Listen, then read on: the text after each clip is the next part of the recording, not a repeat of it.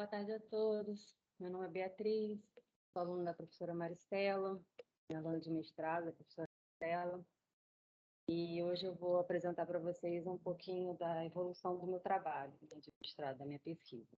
Eu estou trabalhando ainda na qualificação, meu objetivo é qualificar em outubro, final de outubro, né? E o tema da minha pesquisa é Data Warehouses baseados em bancos de dados NoSQL, bancos de dados não relacionais.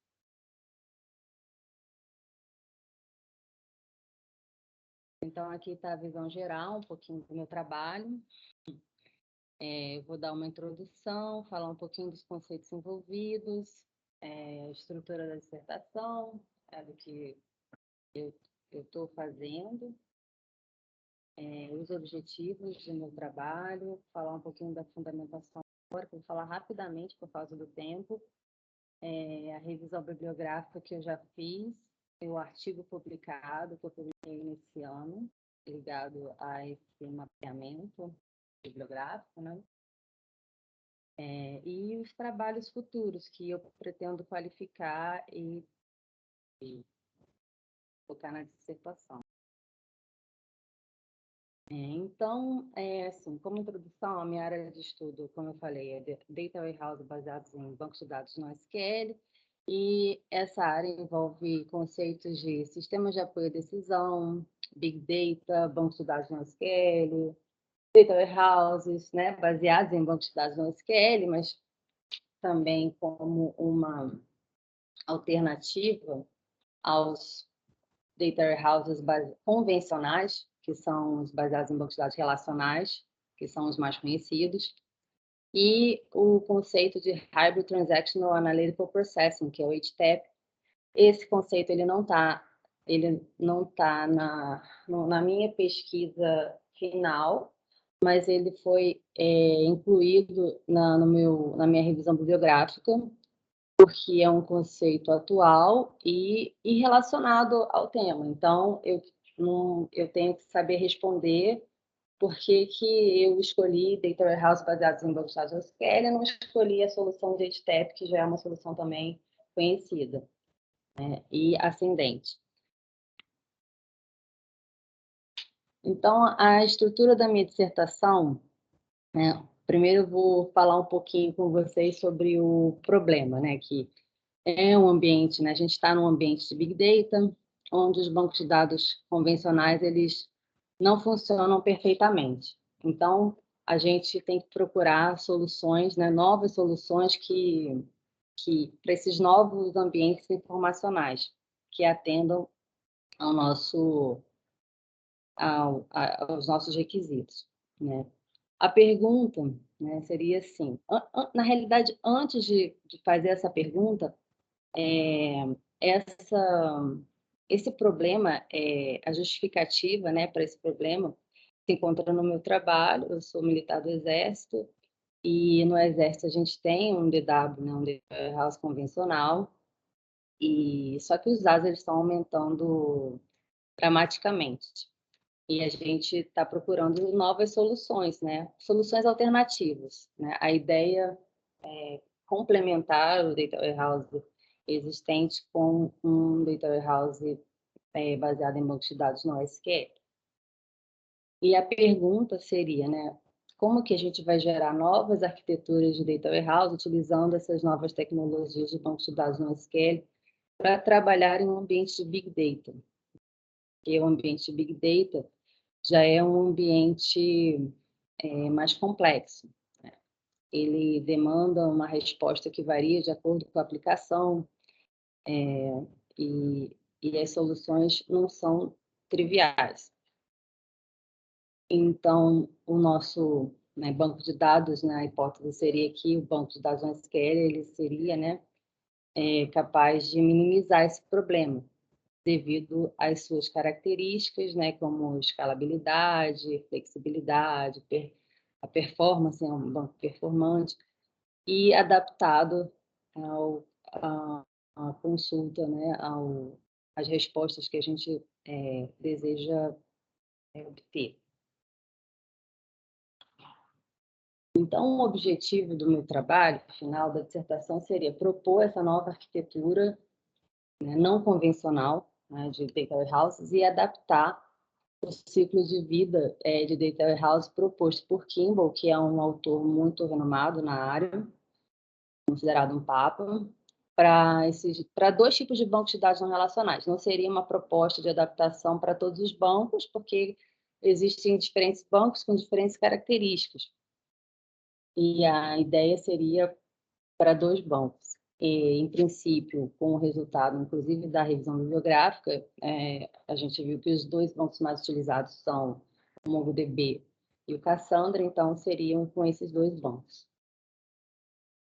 Né? Então, eu vou falar um pouquinho do sistema de apoio, vou falar rapidamente sobre esses conceitos do sistema de apoio à decisão e o ciclo de vida proposto por Kimball. Os sistemas de apoio à decisão são sistemas, são os data warehouses, que eles visam apoiar o decisor a tomar a melhor decisão possível dentro daquilo que ele tem. Então, ele vai pegar as informações mais relevantes dos sistemas dele e fornecer, né, uma análise rápida e multidimensional dos dados conectados para o decisor conseguir tomar essa decisão em um tempo viável, porque o tempo também é importante, né? Os data warehouses tradicionais, eles são baseados no conceito de OLAP, que é Online Analytical Processing, e ele fornece, que é um processamento que permite uma visualização multidimensional. Ele dá uma capacidade de análise multidimensional aos dados, a grandes volumes de dados. Então, ele é o grande diferencial do Data Warehouse. E esse conceito de OLAP ele pode ser aplicado a bancos de dados relacionais e a outros bancos, como os bancos de dados não relacionais, que é o que a gente pretende aqui no trabalho. Esse ciclo de vida, ele está no livro do ciclo de vida de Data Warehouse do Kimball, e são várias, é um diagrama com várias atividades, né, e que ele prevê desde o perfil dos profissionais que vão ser envolvidos na construção de um data warehouse, ele prevê as perguntas que vão ser feitas aos donos do negócio, né? Ele prevê desde a parte do levantamento de requisitos, o perfil das pessoas, dos profissionais, até a parte técnica, né? Envolvendo todas as partes do data warehouse que você deve considerar, onde existem possíveis erros, possíveis problemas, não erros, mas onde pode surgir problemas. Então, é um livro bem completo, né? E a partir da análise desse livro, né? É um livro voltado para bancos de dados relacionais. Então, a partir da análise desse livro, a gente consegue não somente construir um data warehouse, mas a gente consegue visualizar o ciclo de vida dele, inclusive a atualização. Ele fala que é muito importante, o data warehouse ele não pode ser estanque, ele tem que ser atualizado, e isso significa que ele está sendo bem sucedido, né? Então, a gente tem várias partes, como de mencionar, tem vários tracks, trilhas, né? Tem a trilha técnica, tem a trilha de dados, tem a trilha de design de BI. Então, a partir dos requisitos de negócios, a gente vai ter profissionais para cada trilha, né? E a principal trilha é a da modelagem dimensional, do design físico, a parte do ETL e aplicação. Então, eu também vou falar esse conceito de banco de dados no SQL. Essa classificação é a principal existente, né? Existem os quatro principais categorias de banco de dados no SQL são chave-valor, orientado a documento, orientado a coluna e orientado a grafos. Orientado a documento, você tem uma estrutura parecida com JSON, orientado a grafos tem uma estrutura voltada a grafos, né, para ligar o relacionamento. Na realidade, não existe um banco de dados melhor do que o outro, né? Existe o melhor banco, o tipo de dado que você tem, né, e para o tipo de dado que você deseja. E ele é uma alternativa para armazenamento de grande volume de dados, por causa das suas características que eu já falei, que é escalabilidade, flexibilidade, performante. E Big Data, né, que é um outro conceito que está ligado também diretamente ao banco de dados no SQL, mas é um conceito separado e, basicamente, as características do Big Data é volume, velocidade e variedade, são os 3 Vs. Eu sei que atualmente existem outros artigos com 5V, com, nossa, acho que já com mais de 20 V, se eu não me engano. Tem hoje em dia esse conceito de Big Data, ele evoluiu bastante. Mas, basicamente, a gente tem... tudo começou aí, na questão do volume, quando você tem volume de dados e você deseja uma velocidade de processamento e também dados com variáveis, né, com características variáveis. Você não tem dados iguais, você tem diferentes tipos de dados. E você deseja processar esses dados. E você começa a ter problemas, porque o processamento desse tipo de dados é um processamento complexo. Então, na minha revisão bibliográfica do trabalho, fiz um mapeamento, né, em termos de literatura dos últimos 5 anos, na área de DW baseado em bancos de dados no SQL e dos avanços alcançados em Hybrid Transactional Analytical Processing. Essa questão do HTAP, basicamente, é um processamento híbrido do OLTP. Você tem no HTAP, você tem ambas características, tanto do LTP, que é o Online Transactional Processing, e do OLAP, Online Analytic Processing. E você pode ter respostas em tempo real, né? São sistemas que eles te oferecem essa capacidade, só que são sistemas com características específicas. Elas não servem para tudo e não substituem o Data Warehouse baseado em bancos de dados no SQL. Mas ela tem a sua característica específica, seu objetivo específico. Por exemplo, você coloca no site, você consegue obter do histórico de consumo de um cliente, você consegue fazer sugestões de produtos para ele. Seria isso em tempo real, poderia ser uma aplicação desse HTAP. Aqui foi a metodologia aplicada no trabalho, né, para revisão bibliográfica, que inclusive está no artigo publicado. E essa metodologia, esse diagrama, ele foi separado em 3 fases: na busca dos artigos, o ciclo 1 e o ciclo 2.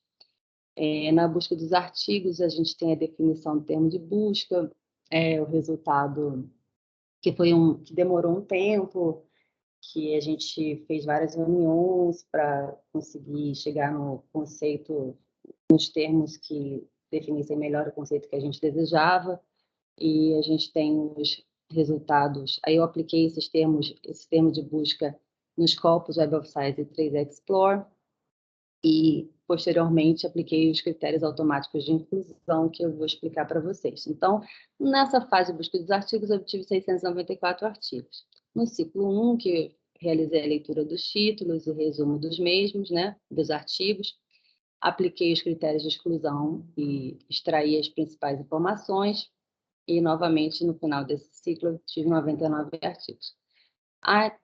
Até o ciclo 2, que com esses 99 artigos, eu fiz a leitura completa deles, daqueles que estavam disponíveis, e, novamente, aplicando os critérios manuais de exclusão, eu obtive 72 artigos na área de NoSQL DW e 11 artigos na área de HTAP.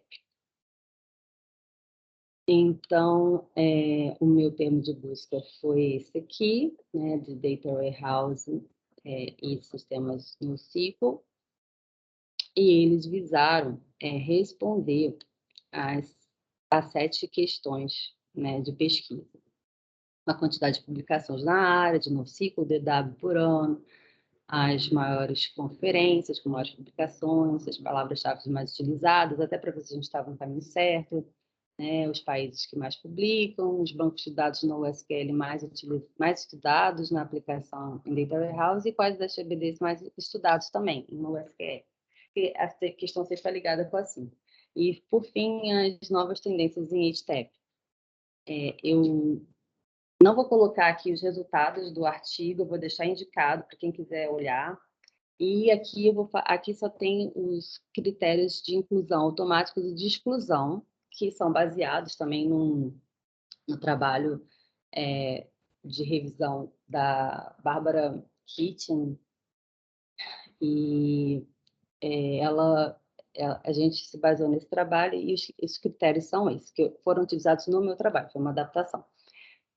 Documentos publicados nos últimos 5 anos, né, documentos em determinadas áreas específicas do nosso interesse, os idiomas, artigos publicados em conferências, jornais e capítulos, e os critérios de exclusão. Uhum. E artigo publicado esse aqui. A conclusão do artigo, eu consegui confirmar e ver que tinha diversos artigos nessa área, e que a arquitetura do Data Warehouse de cada artigo mudava, né? Ela podia mudar dependendo das consultas OLAPs que se desejava.